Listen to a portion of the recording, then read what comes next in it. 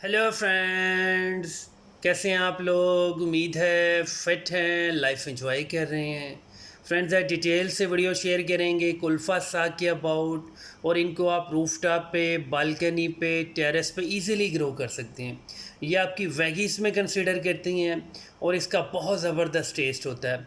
एक तो आपका दूसरा साग होता है जिसको आप सरसों का साग कहते हैं, वो हमेशा विंटर्स में आता है।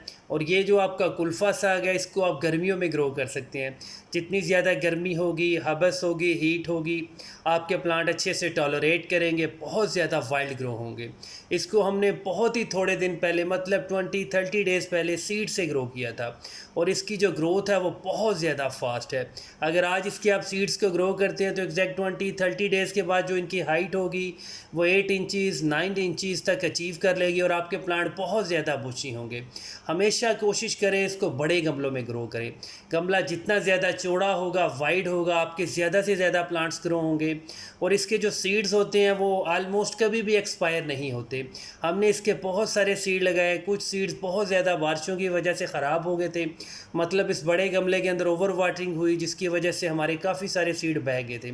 और कुछ सीड्स अभी भी जर्मिनेट हो रहे हैं। और इसके ऊपर जब फ्लावरिंग आएगी, फ्लावर्स के अंदर इसके जब बर्ड्स बनेंगे, सीड पॉड्स बनेंगे, अगर आप उनके सीड्स को सेव कर लेंगे तो अच्छी बात है। अदरवाइज़ वो इसी प्लांट से झड़ के बिल्कुल आपके गमले के अंदर डिस्ट्रीब्यूट हो जाएंगे, और वो खुद ब खुद से ऑटो जर्मिनेट हो जाएंगे। अगर यहाँ से कुछ सीड नीचे भी गिर जाते हैं गली में तो वो भी जर्मिनेट हो जाएंगे।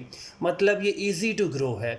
इसकी अगर ग्रोइंग गाइड डिस्कस की जाए, कैसा फर्टिलाइज़र चाहिए, गमला कैसा होना चाहिए, गमले की मिट्टी कैसी होनी चाहिए, तो ये आपका ओवरऑल बहुत ही लो मेंटेनेंस प्लांट है।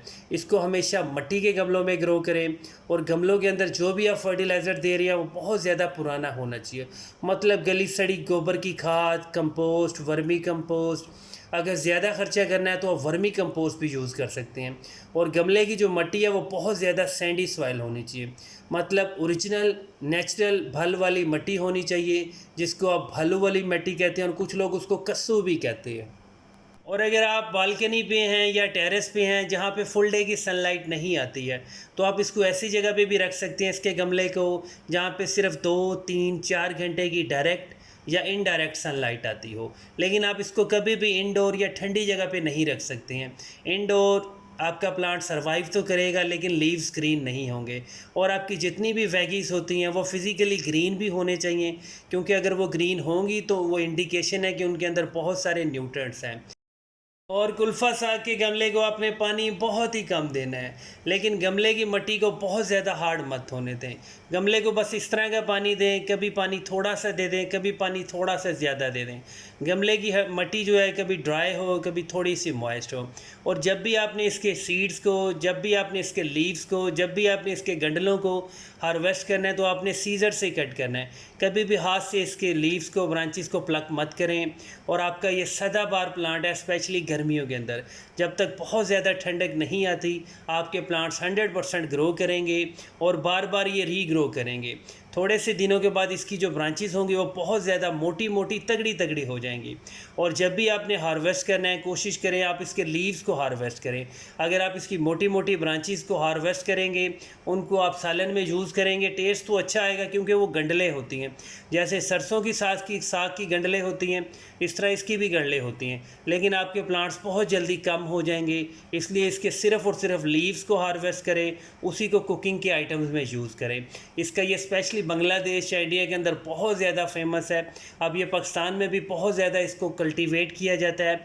और ये जो सुपर मार्केट्स हैं या जो हमारी एक्सपेंसिव सोसाइटीज़ हैं जैसे DH या बहरिया, वहाँ पे ये इजीली अवेलेबल है।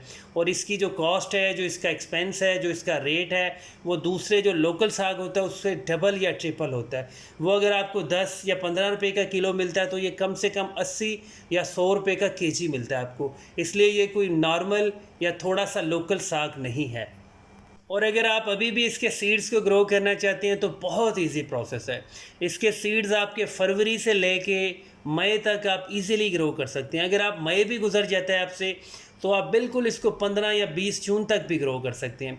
फिर जब बहुत ज़्यादा गर्मी होगी, गमले में जब आप सीड लगाएंगे, सीड लगाने के बाद उसको जब मिट्टी से कवर करेंगे, तो आप गमले को 10-15 दिनों के लिए ऐसी जगह पे रख दें जहाँ पे बहुत ज़्यादा गर्मी ना हो, क्योंकि जब बहुत ज़्यादा गर्मी होती है आपके सीड जैसे ही जर्मिनेट होते हैं वो जलने लगते हैं।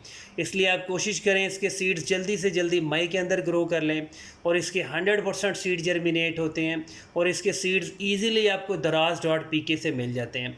आप वहाँ पे टाइप करें कुल्फ़ा साग सीड्स, तो वहाँ पे जितने भी आपको ऑनलाइन स्टोर्स मिलेंगे वो सारे अवेलेबल होंगे सीड्स, और इसके सीड्स बहुत ज़्यादा एक्सपेंसिव नहीं होते हैं। मैक्सिमम 100 का पैकेट होगा, उसमें आपको 70 to 80 सीड्स होंगे, उसमें से आपके सारे सीड जर्मिनेट होंगे, आपके प्लांट्स हेल्दी होंगे। फिज़िकली बड़े गमले में इनको ग्रो करें, और आपके प्लांट्स थोड़े बुशी भी होंगे, हेल्दी भी होंगे, और इनकी हाइट भी काफ़ी ज़्यादा अच्छी होती है। और कुल्फ़ा साग को कभी भी आप कटिंग से ग्रो नहीं कर सकते हैं, कोई भी ऐसा एक्सपेरिमेंट बिल्कुल मत करें।